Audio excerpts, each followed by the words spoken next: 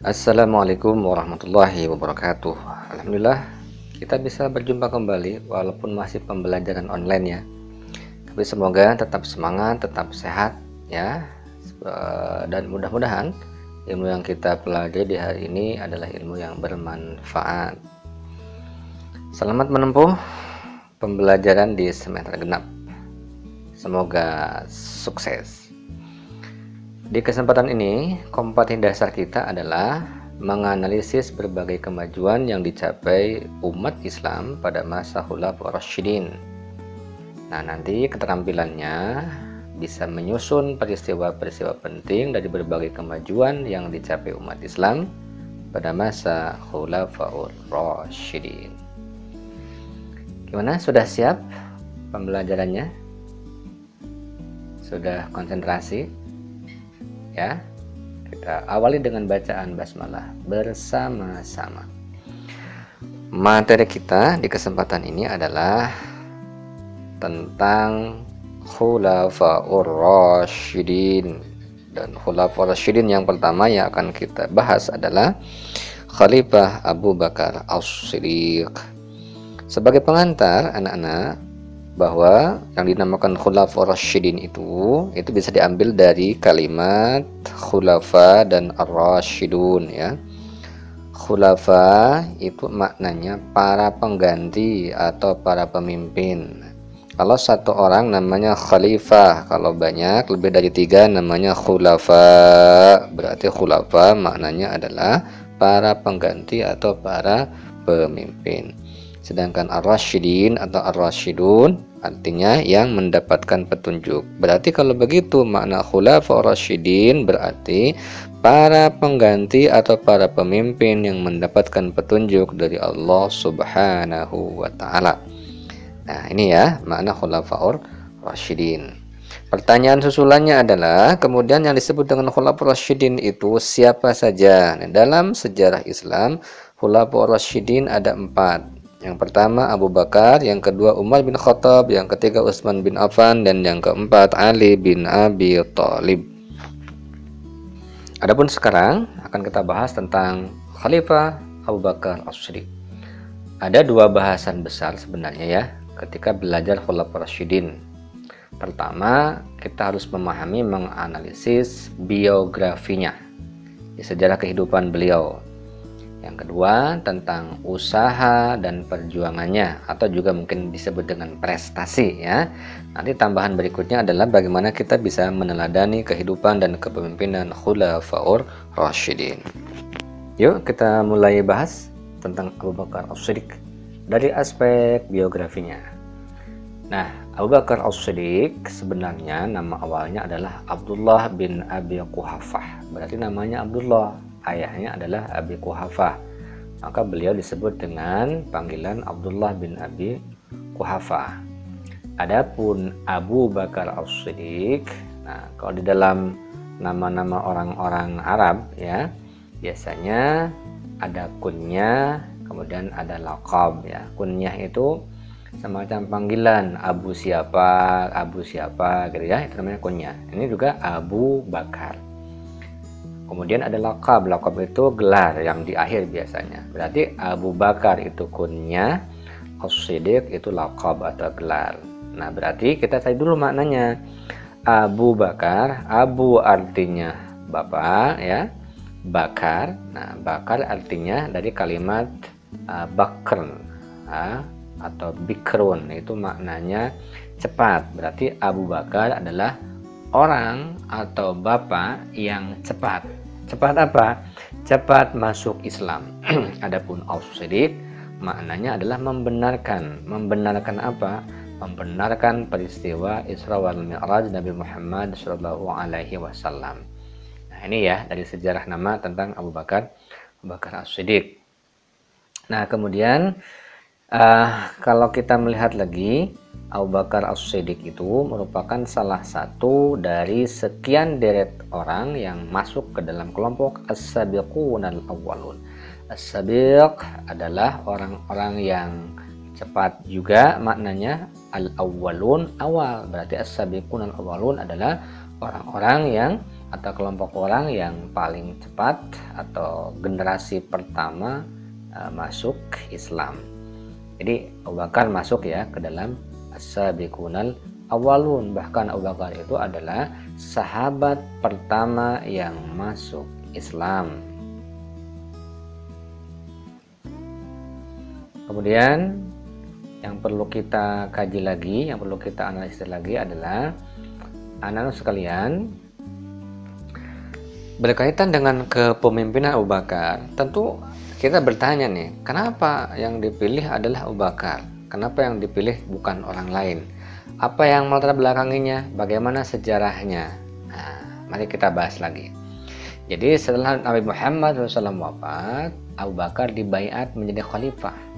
Bagaimana sejarahnya? Nah, sebenarnya saat itu ketika Rasulullah SAW wafat, umat Islam ada dua kelompok besar. Satu kelompok Ansor dan yang kedua kelompok Muhajirin. Nah, kelompok Ansor itu akan mencalonkan pemimpin sebagai pengganti Nabi Muhammad. Dalam aspek kepemimpinannya adalah Sa'ad bin Ubadah. Sedangkan kelompok Muhajirin itu kelompok orang-orang yang hijrah dari Makkah ke Madinah ingin mencalonkan siapa? Yaitu Abu Bakar As-Siddiq. Nah, maka terjadilah dua kelompok. Untungnya saat itu ada satu sahabat yang mengislahkan, yang mendamaikan, yakni Umar bin Khattab langsung mengangkat tangan Abu Bakar As-Siddiq sambil mengatakan, kalau bahasa kita nih, aku memilih Abu Bakar. Nah, maka ketika Umar sudah memutuskan begitu, maka yang lain pun baik kelompok Ansor maupun kelompok Muhajirin sama-sama menyetujui bahwa kekhalifahan atau khalifah atau pengganti kepemimpinan Nabi Muhammad adalah Abu Bakar As-Siddiq. Jadi ini pengganti kepemimpinannya ya, bukan pengganti kenabiannya. Sebab Nabi Muhammad itu adalah seorang nabi dan rasul yang terakhir ya, khatamul anbiya'i wal mursalin. Lanjut anak-anak tentang perjuangan Abu Bakar. Nah, perjuangannya kita petakan ya. Satu, perjuangan atau prestasinya dalam menghadapi kemurtadan. Nah, jadi setelah menjadi khalifah, Abu Bakar menghadapi berbagai macam bentuk kemurtadan, di antaranya ya, ada orang-orang yang mengaku nabi palsu, ada para pemberontak dan orang-orang murtad, ada kaum muslimin yang membangkang untuk menunaikan zakat. Nah, jadi inilah tantangan-tantangan kepemimpinan Abu Bakar As-Siddiq. Tapi atas perjuangannya, atas kegigihannya ya, atas persatuan dengan kaum muslimin, maka tantangan-tantangan itu sebagaimana kemurtadan yang terjadi saat itu bisa dihadapi oleh Abu Bakar As-Siddiq ya. Kemudian mungkin ada yang bertanya begini, kok bisa setelah Nabi Muhammad wafat pada masa Khalifah Abu Bakar kok terjadi apa yang disebut dengan kemurtadan? Jadi penyebabnya yang pertama itu ada istilah sukuisme. Jadi mereka itu sangat-sangat fanatik terhadap suku mereka ya. Mereka ada yang memahami begini, bahwa agama Islam telah menjadikan mereka di bawah kekuasaan suku Quraisy. Karenanya pada saat Rasulullah wafat, suku Quraisy tetap mempertahankan kesukuan dan kekuasaannya. Nah, gitu ya, anggapan mereka. Maka ketika dianggapnya pemimpin suku Quraisy yang meninggal, maka sudah tidak lagi loyal atau setia terhadap suku Quraisy. Karena dianggapnya oleh mereka itu hanyalah kepemimpinan dari suku Quraisy. Nah, kemudian yang kedua ada juga kemurtadan itu disebabkan kesalahan memahami ayat Al-Quran. Misalnya ketika mereka memahami tentang cara penunaian zakat, mereka memahami bahwa perintah mengambil zakat itu khusus diperintahkan untuk Nabi Muhammad, maka yang berhak menarik zakat adalah Nabi Muhammad. Nah, ketika Nabi Muhammad wafat, berarti untuk membayar zakat sudah tidak ada lagi. Ada juga yang memahami seperti itu. Nah, kemudian anak-anak ini sekilas saja ya, karena kalau secara detail nanti kalian bisa dibaca di buku dan referensi yang tersedia. Kemudian perjuangan yang kedua atau mungkin prestasi yang kedua dari kekhalifahan Abu Bakar adalah bagaimana Abu Bakar mengkodifikasi Al-Quran. Kodifikasi itu maknanya berarti mengumpulkan. Nah di sini bukan semata-mata langsung mengkodifikasi mushaf, jadi tidak langsung dibuatkan sebuah mushaf sebagaimana yang sekarang bisa kita lihat. Tetapi kodifikasi di sini adalah mengumpulkan ayat-ayat Al-Quran yang berserakan. Kenapa dikatakan berserakan? Karena masih ada yang tertulis di batu, di pelepah, misalnya pohon kurma ya. Kemudian ada yang di kayu-kayu dan juga hanya di hafalan para sahabat. Maka Abu Bakar As-Siddiq ini mengkodifikasi Al-Quran walaupun pada awalnya beliau menolak, karena ini hasil usulan dari Umar bin Khattab. Tetapi dengan desakan Umar bin Khattab, Abu Bakar bisa menerima bahwa Al-Quran perlu dikodifikasi. Apa penyebabnya? Penyebabnya adalah pada saat perang Yamamah, atau perang Riddah gitu ya. Jadi perang dalam menghadapi kaum murtad, itu banyak para hufaz, banyak para hafiz, banyak para penghafal Al-Quran. Bahkan ada yang menulis angka dalam sejarah sampai 70 orang para penghafal Quran itu syahid ya di medan perang dalam menegakkan agama Allah. Maka disitulah berarti sangatlah penting Al-Quran dikodifikasi, karena bisa saja Al-Quran kalau nggak dikodifikasi karena kebanyakan berada di hafalan para sahabat, dan sementara sahabat-sahabat yang hafal Al-Quran itu wafat, maka Al-Quran bagaimana nasibnya, kan begitu. Maka perlu dikodifikasi. Maka Abu Bakar As-Siddiq menunjuk Zaid bin Thabit sebagai kalau bahasa kita nih koordinator ya, koordinator untuk mengkodifikasi Al-Quran. Nah setelah Al-Quran dikodifikasi, maka hasil kodifikasinya disimpan di rumah salah satu istri Nabi Muhammad, yaitu Hafsah bin Umar bin Khattab. Hafsah binti Umar bin Khattab. Jadi istri Nabi Muhammad namanya Hafsah, tetapi Hafsah juga adalah putri dari Umar bin Khattab. Kemudian perjuangan atau prestasi yang lain dari Abu Bakar adalah bagaimana Abu Bakar bisa memperluas wilayah Islam ya. Jadi pada masa Abu Bakar As-Siddiq sudah mulai itu perluasan wilayah Islam keluar kota Madinah, terutama daerah-daerah yang masih dikuasai oleh oleh kekuasaan Persia ya, oleh kekuasaan Persia dan Romawi.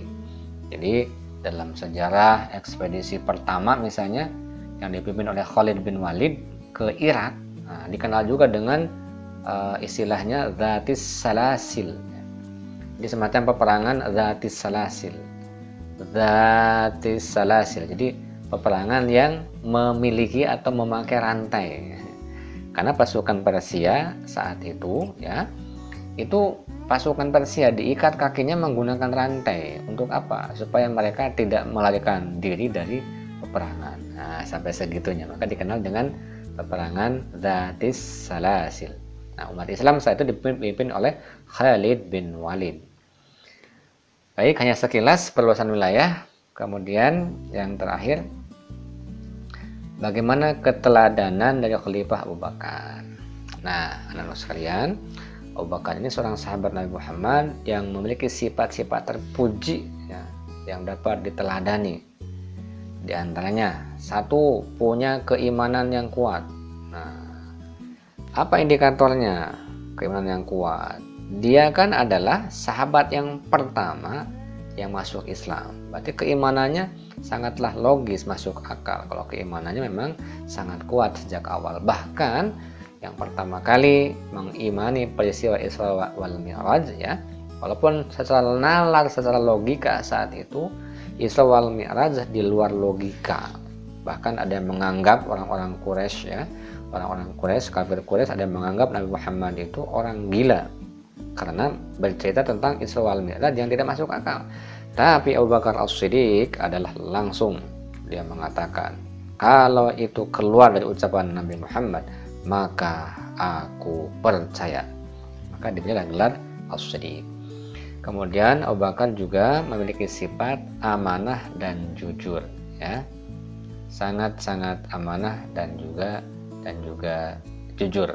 Nah, ini kan yang perlu kita oleh anak-anak sekalian dalam kehidupan sekarang dipraktekkan. Bagaimana kita bisa bersikap jujur dalam ulangan, dalam ujian, tidak mencontek. Bagaimana kita bisa bersikap amanah, ya. Anak-anak sebagai siswa itu sebuah amanah. Amanah dari siapa? Amanah dari orang tua. Bagaimana beri amanah supaya belajar dengan sungguh-sungguh sehingga bisa punya masa depan yang cemerlang, kan begitu ya. Kemudian Abu Bakar juga adalah punya sifat dermawan. Kita tahu Abu Bakar itu adalah seorang saudagar kaya, ya, ketika berada di mana? Di Makkah. Begitupun ketika berada di Madinah, ya. Walaupun mungkin tidak sesaudagar, tidak sekaya Abdurrahman bin Auf gitu. Tapi Abu Bakar As-Siddiq adalah seorang yang tersohor saudagar yang kaya dan memiliki sifat yang dermawan. Bahkan Umar bin Khattab pernah memberikan sebuah komentar, kalau melawan Abu Bakar dalam hal kedermawanan, dalam hal ibadah, wah aku kalah. Nah, itu kan, itu pengakuan dari Umar bin Khattab. Berarti bagaimana tingginya atau mulia sikap atau kepribadian Abu Bakar As-Siddiq. Kemudian Abu Bakar juga punya sikap yang pemberani, ya, yang pemberani, ya. Salah satu indikatornya adalah Abu Bakar selalu mendampingi Nabi, ya, mendampingi Nabi dalam peperangan, ya. Bahkan dalam perang Badar itu, ya, dalam perang Badar itu yang menjaga Nabi Muhammad adalah Abu Bakar As-Siddiq. Bahkan Ali bin Abi Thalib sampai mengatakan, yang paling berani di antara kita bukanlah aku, tetapi Abu Bakar As-Siddiq, karena dia sanggup melindungi Nabi Muhammad dalam perang Badar, kan begitu ya. Baik, itulah beberapa hal yang perlu kita kaji, kita analisis dari Khalifah Abu Bakar As-Siddiq, ya. Kalian tinggal berefleksi, kemudian bisa mengikuti uji kompetensi, ya. Silahkan dibaca lagi, ya, dari berbagai referensi. UKBM sudah disiapkan, modul sudah disediakan, kalian tinggal belajar sekarang secara mandiri. Semoga sukses. Wassalamualaikum warahmatullahi wabarakatuh.